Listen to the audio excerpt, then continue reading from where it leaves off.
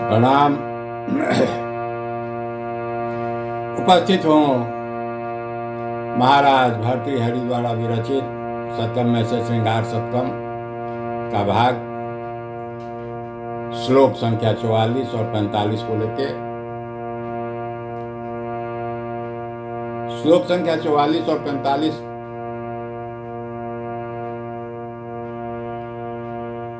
पहले मूल रचना संस्कृत, उसके बाद हिंदी एक एक करके। तो आइए प्रस्तुत है आप लोगों को समर्पित ये श्रृंगार सतकम का 44 और 45वां श्लोक। चुंबन्तो गण्डभित्तिरलकवते मुखे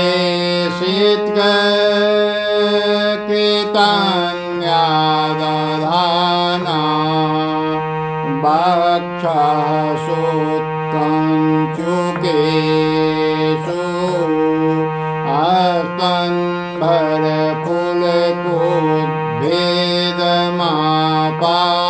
हस्तम्भरपुलकोद्भेदमापादयन्तः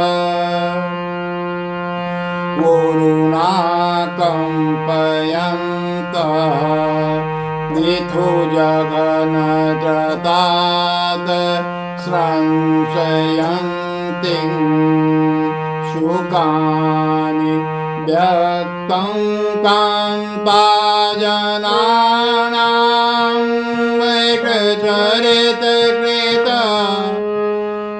व्यक्तं कान्ताजनानां विचरितकृतः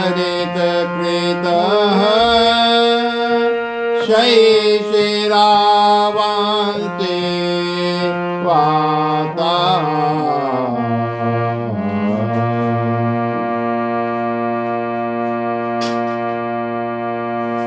प्रस्तुत श्लोक में, इस श्लोक के माध्यम से महाराज भर्तृहरि ने शिशिर ऋतु के ठंडे झोंकों को एक लंपट व्यक्ति के समान उदाहरण दिया है। शिशिर ऋतु को लंपट व्यक्ति कह रहे हैं महाराज भर्तृहरि। क्यों कह रहे हैं? अपनी बातों को सिद्ध करते हुए कहते हैं कि जिस प्रकार लंपट अर्थात कामुक व्यक्ति हरकत करता है, उसी प्रकार यह शिशिर ऋतु की सर्द हवाएं कर रही है। वह कभी सुंदरियों के गालों को चूमती है, कभी उनके बालों को लटको उनके माथे पर बिखेर देती है, एवं कभी चोली द्वारा कसे हुए तनों को छूना जिससे उसे कपकपाहट होती है, और कभी कभी उसको साड़ी को उसकी जंघाओं के ऊपर उड़ा देती है।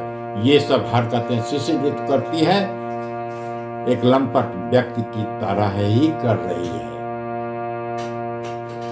ये श्लोक 44वां। आइए 45वां।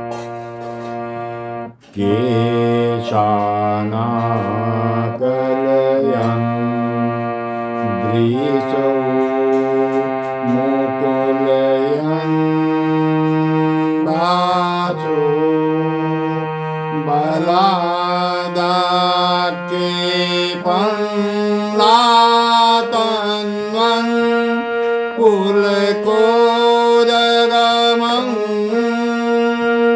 प्रकटयन् लङ्गे शोकं पङ्गतै वारं वारमुदारसितकृतकृतो दन्तच्छदानपीडयन् प्रायः शैशिरे सम्प्रति मरुत्कान्ता सुकान्तायते।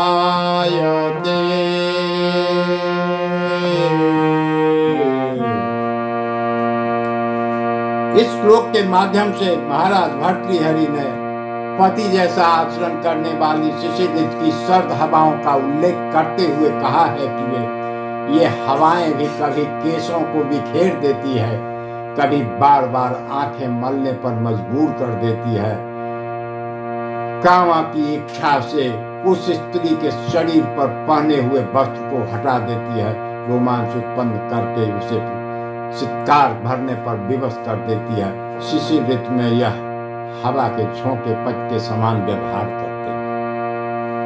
ये श्लोक 45वां था। आगे अगले दिन। प्रणाम।